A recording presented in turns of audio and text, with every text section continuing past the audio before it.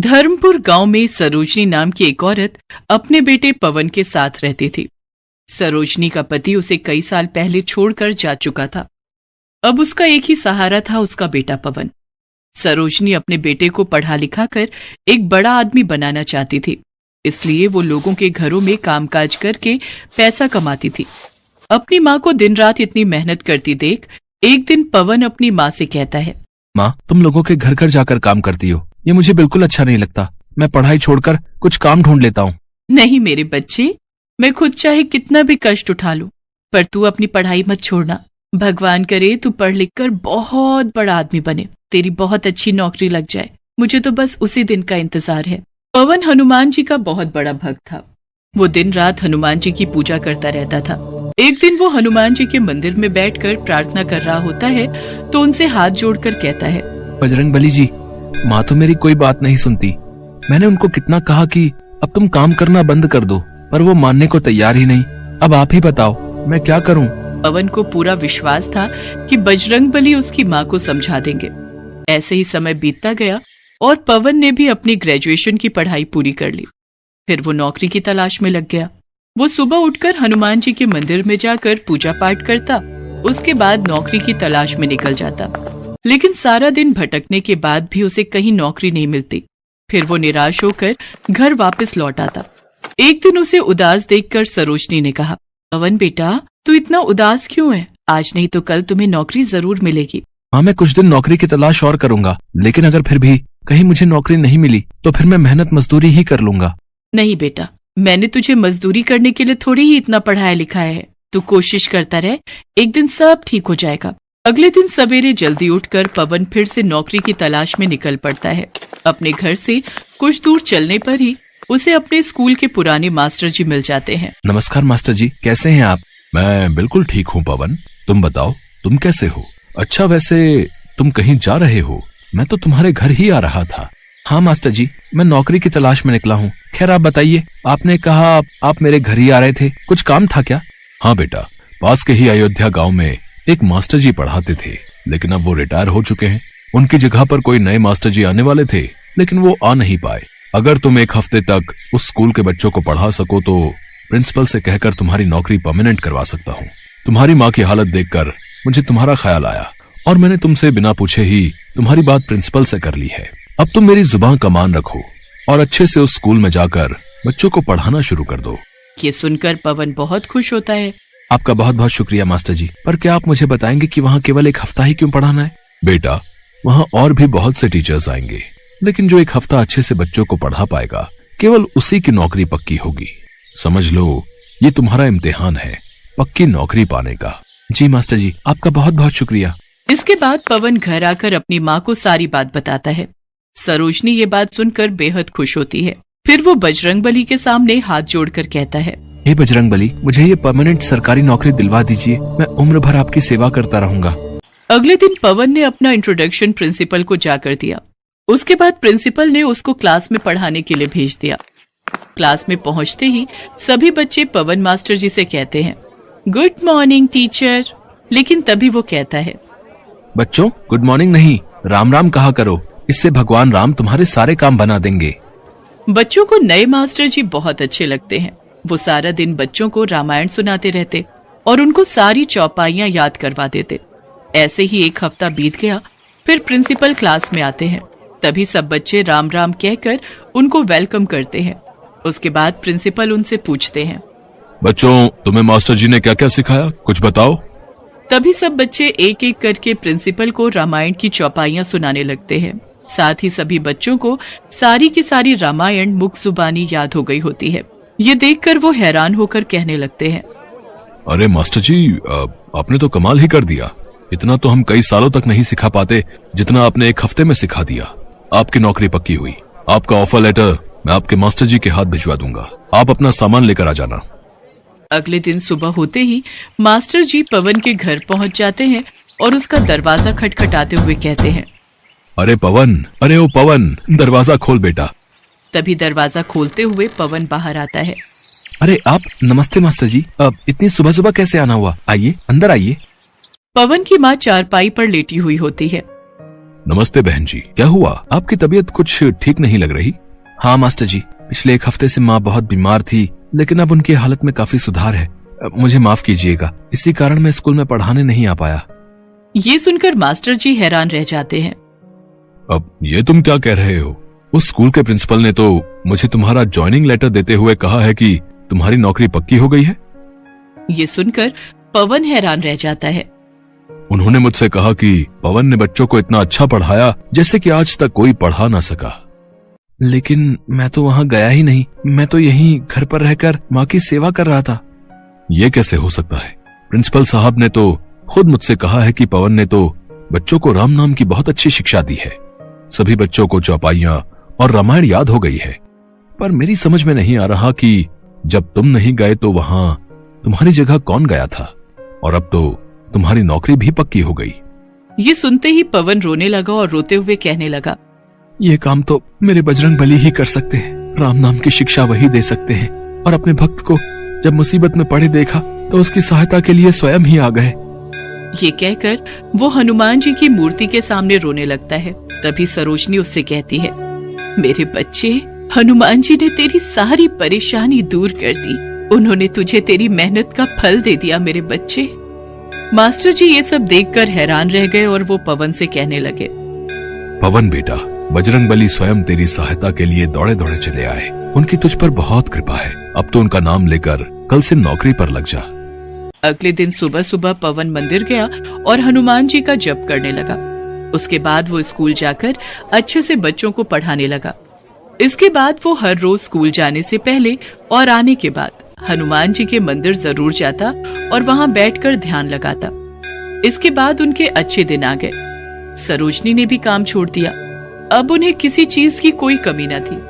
सरोजनी और पवन अच्छे से अपनी जिंदगी व्यतीत करने लगे।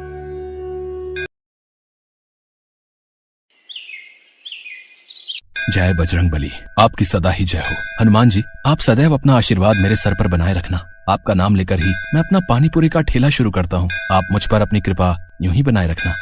आओ आओ, बढ़िया ताजी स्वादिष्ट चटपटी पानी पूरी खाओ। ऐसी पानी पूरी आज तक नहीं खाई होगी। 10 रुपए में 20 पानी पूरी, सस्ती और खस्ता भी। आओ आओ। पानी पूरी का ठेला, लच्छू पानी पूरी वाला। मेरे ठेले के सामने एक नया ठेला लग गया। भोला पिछले कई सालों से पानीपुरी का ठेला चला रहा था। वो हनुमान जी का परम भक्त था और रोजाना हनुमान मंदिर में दर्शन करते हुए वो अपना ठेला लेकर काम पर जाता था। भोला ने अपने ठेले पर भी हनुमान जी की एक फोटो लगा रखी थी, जिस पर वो रोजाना पानीपुरी शुरू करने से पहले हनुमान जी को पानीपुरी का भोग लगाता था। भोला को ऐसा करते देख सामने नया ठेला लगाने वाला लच्छू जोर जोर से हंसने लगता है। ऐसा तो भाई पहली बार देखा है? हनुमान जी पानी पूरी खाते हैं। कैसे बेवकूफ लोग हैं जो भगवान को पानी पूरी खिलाते हैं। देखो भैया, तुम यहाँ नए आए हो, इसीलिए अपनी हद में रहो। मेरा मजाक उड़ाने की कोई जरूरत नहीं है। अपने काम से काम रखो। मैं तुम्हें कुछ नहीं कह रहा। इसका मतलब ये नहीं कि तुम मुझे कुछ भी बोलते जाओगे। ऐसा है, अब यहाँ मैं आ गया हूँ। अब मेरा पानी पूरी का ठेला ज्यादा चलने वाला है। तुझे तो मैं कुछ ही दिन में यहाँ से तेरे हनुमान जी के साथ गायब कर दूंगा, समझा? लच्छू बदमाश टाइप का आदमी था। उसके कई बदमाश दोस्त थे जो खाली समय में उसके ठेले पर आकर मौज मस्ती करते थे। लच्छू जो पानी पूरी बनाता था उसका तरीका बहुत ही गंदा था। ये बात किसी को भी पता नहीं थी। ये काम वो चोरी छुपे करता था। भोला अपनी पत्नी ममता को इस बारे में बताता रहता था। ममता, तुम नहीं जानती हो, वो नया पानी पूरी वाला लच्छू बहुत ही गंदा इंसान है। वो ग्राहकों को गंदे पानी और पुराने मसालों से बनी पानी पूरी खिलाता है। ये बात कोई ग्राहक नहीं समझता। सबको बस सस्ता दिखता है। इसी वजह से मेरे ठेले पर ग्राहकों का आना बहुत कम हो गया है। सब लच्छू के ठेले पर ही जाते हैं।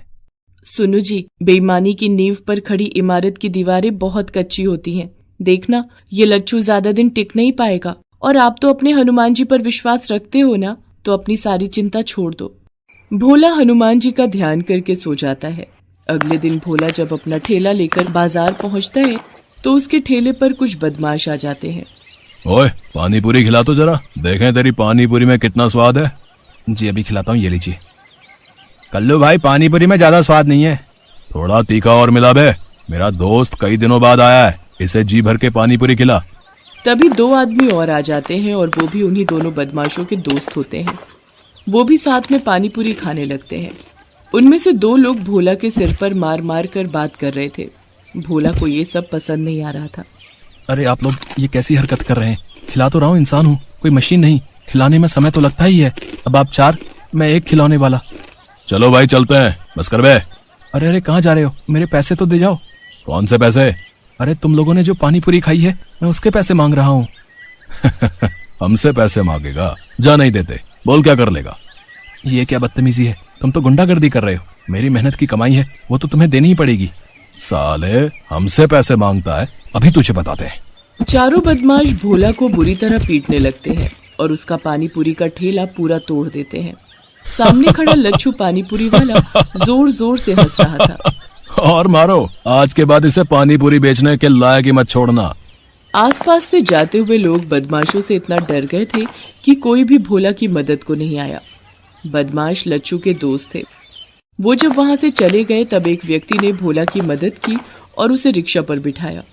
भोला लहूलुहान घर पहुंचा। उसकी हालत देखकर ममता घबरा गई और उसे डॉक्टर के पास ले गई। भोला के हाथ पैरों में बहुत चोट थी। डॉक्टर ने भोला को कुछ दिन आराम के लिए बोल दिया। ममता, ये सब उस बदमाश लच्छू पानीपुरी वाले का ही किया धरा है। हे बजरंगबली, ऐसे पापियों को सजा क्यों नहीं मिलती? अब मैं काम पर कैसे जाऊंगा? भोला अभी ममता से बात कर ही रहा था कि तभी दरवाजे पर दस्तक होती है। कौन है? रुको, आती हूँ। अरे रतन, तू? प्रणाम दीदी, कैसी हो? अरे ये जीजा जी को क्या हुआ? ये चोट? तू आप बैठ, पहले कुछ खा पी ले, फिर सारी बात बताती हूँ। रतन, तुम तो कभी शहर आते नहीं हो, अचानक कैसे आना हुआ? बस जीजा जी, आपसे और दीदी से मिलने का मन था और मुझे शहर में थोड़ा काम भी था। ममता का भाई रतन गांव में रहता है। उसका शहर आना बहुत कम होता है। ममता भोला के साथ हुए हादसे के बारे में रतन को बताती है, जिसे सुनकर रतन गुस्से में आ जाता है। दीदी, तुम चिंता मत करो, अब मैं आ गया हूँ। मेरे रहते जीजा जी का काम कोई बंद नहीं कर सकता। कल से मैं पानीपुरी का ठेला लगाऊंगा। देखता हूँ किसमें हिम्मत है जो मुझे वहां से हटा दे। रतन की बात सुनकर ममता और भोला पहले तो थोड़ा घबरा जाते हैं, पर रतन उन्हें समझा देता है। अगले दिन रतन पानीपुरी का ठेला लेकर बाजार पहुंचता है।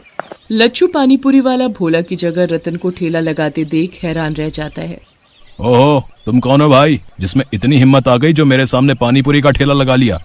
मेरा नाम रतन है और भोला मेरे जीजा जी हैं। अब से मैं उनकी जगह यहाँ पानीपुरी का ठेला लगाऊंगा। भोला के तो हाथ पैर तुड़वाकर मैंने यहाँ से हटवा दिया, अब तेरा भी यही हाल करवाऊं क्या? है हिम्मत तो मेरे ठेले को हाथ लगा कर दिखा। अभी अपने दोस्तों को फोन करता हूँ। हाँ। रतन ग्राहकों को पानीपुरी खिलाने लगता है। इतनी देर में लच्छू उन्हीं बदमाशों को बुला लेता है। ये रहा भोला का साला रतन, इसे भी इतना मारो कि ये भी खटिया पकड़ ले। अरे मेरे हाथ को क्या हुआ? मेरा हाथ एक जगह पर रुक क्यों गया है? मैं इसे मार क्यों नहीं पा रहा? मेरे साथ भी यही हो रहा है। मेरे भी दोनों पैर जमीन से चिपक गए हैं, मैं तो हिल भी नहीं पा रहा। मेरे जीजा जी को तुम लोगों ने मारा था, अब मेरा ठेला तोड़ने आए हो। अभी तुम्हें सबक सिखाता हूँ, ये लो। रतन उन बदमाशों को ऊपर नीचे घुमाता जाता है। वो उन्हें कभी आसमान में उड़ा देता है, कभी जमीन पर पटक देता है। रतन वास्तव में कोई और नहीं बल्कि हनुमान जी थे, जो भोला की सहायता के लिए धरती पर आए थे। वो तो बदमाशों को सबक सिखाना चाहते थे ताकि वो दोबारा कभी भोला को परेशान न कर सके, और ऐसा ही हुआ। बदमाश डर कर वहां से भाग गए। रतन गुस्से में लच्छू के ठेले पर जाता है। उसे देखकर लच्छू घबरा जाता है और माफी मांगता है। मुझे माफ कर दो रतन, मुझसे गलती हो गई। मैं आज के बाद कभी भी भोला को परेशान नहीं करूंगा। मेरा ठेला मत तोड़ना।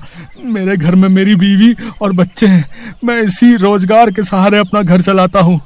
घबराओ नहीं, मैं तुम्हारे साथ ऐसा सलूक नहीं करूंगा जैसा तुमने किया। मैं तो बस तुम्हें समझाने आया हूँ। हमेशा याद रखना, दूसरों से ईर्ष्या करके कुछ नहीं मिलता, अपना ही नुकसान होता है। इसलिए अपने काम में मन लगाओ, दूसरों को मत देखो, वरना पापियों को दंड देते भगवान को देर नहीं लगती।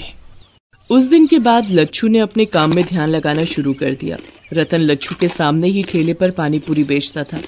रतन की पानीपुरी लोगों को इतनी स्वादिष्ट लगती थी कि लोगों की भीड़ बढ़ती चली गई।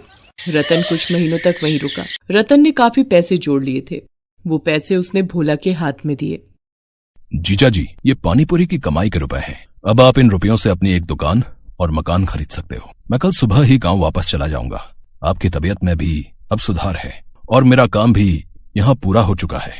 रतन, तुमने सचमुच मेरी बहुत मदद की है, मानो हनुमान जी ने तुम्हें मेरी सहायता के लिए भेज दिया हो। भोला की बातों को सुनकर रतन मुस्कुरा देता है। इतनी देर में ममता को एक फोन आता है।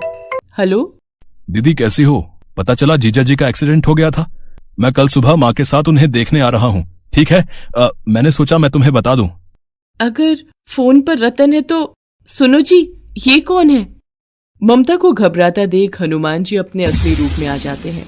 उन्हें सामने खड़ा देख भोला और ममता दोनों की आंखों में आंसू आ जाते हैं। प्रभु, आप मेरी मदद को आए। आपकी महिमा अपरंपार है प्रभु। भोला, तुम्हें तो पता ही है, जब भी कोई भक्त सच्चे हृदय से मेरी पूजा और उपासना करता है, मैं उसकी मदद के लिए अवश्य आता हूँ। तुम मेरे सच्चे भक्त हो। हमेशा ऐसे ही ईमानदारी और मेहनत से काम करते रहना। मेरा आशीर्वाद सदैव तुम्हारे साथ है। इतना कहकर हनुमान जी अंतर ध्यान हो गए। भोला ने उन रुपयों से एक दुकान और एक मकान खरीद लिया और अपनी पत्नी ममता के साथ खुशी खुशी जीवन बिताने लगा।